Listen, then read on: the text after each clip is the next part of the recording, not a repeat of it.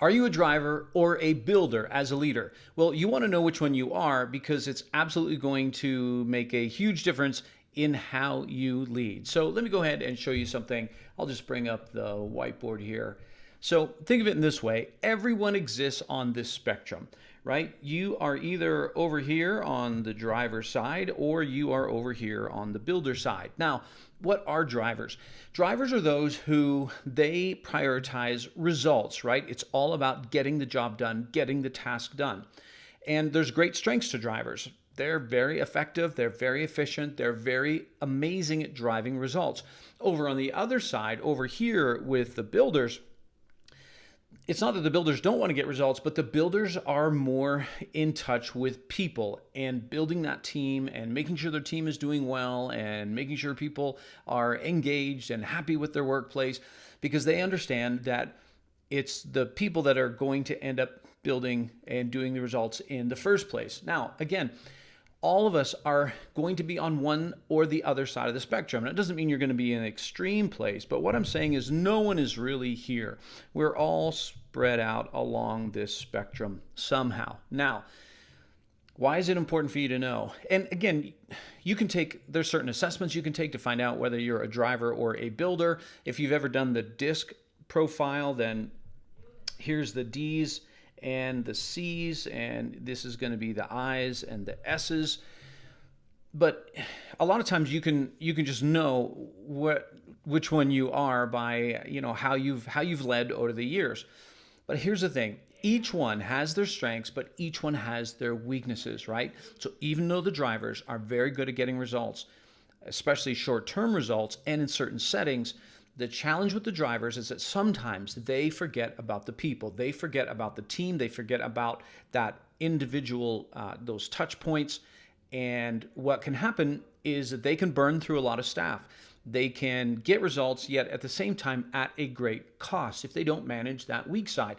Over on the other side here with the builders, their weakness is that they can be the most liked boss, but yet not getting the results that they need to get because it's more difficult at times for builders to hold people accountable, right? Drivers can hold people accountable more easily because it's about the results. Builders find it hard sometimes to hold people accountable because the relationships are what is most important to them, right? On a heart level. So whether you're a driver or a builder, in a sense, doesn't matter. Great leaders come from both sides of the spectrum. But where we want to be in our leadership, right, is going to be leading from this middle area. Now, again, you might be naturally over here, right? Like this is just your nature and your personality, or this is your personality and it's your nature over here. That's not going to change much throughout your lifetime. But that doesn't mean that you have to be unaware. So the challenge is for this person right here to move this way and for this person to move this way. So how do we do that? We'll give you some quick tips.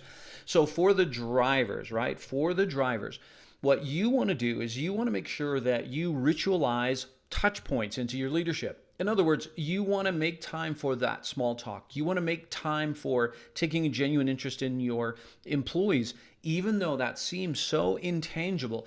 It's those touch points, it's those connections that help build a deeper bond of trust and help people feel like you care about them. Really, because for drivers, it's easy for people to look at a driver and think all you care about are results. And so what people want to know is that also you care about them as a person. All right. So ritualize touch points, whether that's going on a weekly walkabout, just having some small conversations with your staff when you have a one-on-one to find out a little bit more about how they're doing, getting to know a little bit about their life. Those are important for drivers. Now for the builders, many builders naturally do that, right? They naturally have that connection. Their challenge is not holding people accountable enough. So if you're a builder, here's some things that will help you. Number one, make sure that you have clear expectations with each one of your staff members of what they're supposed to do or what targets they're supposed to hit and by when. Again, for a builder, a lot of times builders will use language like, well, I just trust my staff, or I don't want to micromanage my staff, or my staff know what to do. That's all great and everything, but at the same time, there's got to be some things in place to make sure you're also covering for that weakness and driving results. And how we do that? Clarity, making sure that everyone knows, hey, I need to get this done by, whenever. Another great thing for you to do is to adopt a Monday, Friday touch point. And what that is Monday, you have your just quick one-on-ones with your staff. And in those one-on-ones, you make sure that there's clarity on, hey, what do you need to get done by the end of the week? Make sure that you're both on the same page of that. And then Friday, you follow up to see if it's done. So you're holding accountability to the result. And what I suggest for builders is that you go into those conversations with 3 conversations ready to go, right? The first conversation is if they have exceeded what they're supposed to do, awesome, recognition, that's easy for you, right? The second one would be if they just did what they're supposed to do, great, that's appreciation, appreciate them for that. Again, you already do that. But the third conversation you have to always be ready for is that they didn't get done what they need to do, right? Because builders, I include myself in this because I'm a builder. It's easy for us to accept excuses from people why they didn't get their work done because we can feel for people. But you've got to be able to go in with that third conversation to know if they don't have this done, what am I going to say? And sometimes just pre-prepping that, like what line you're going to go down or what line of questioning is going to help you be better prepared to hold them accountable to results. So again, when it comes to your leadership, everyone is naturally a driver or a builder somewhere on that scale. And it's not so important what you are, it's just that you make sure you cover for your weaknesses. And if you remember in Jim Collins' book, Good to Great, and he found like the top leaders, they were the ones who had a personal will and a professional will and a personal humility. In other words, they were the leaders who were leading from here. That's why it's so important. Listen, if this is helpful to you, then make sure you go to my website at jamesrobbins.com for more tools, tips, and know-how on how to lead more effectively. All right, see ya.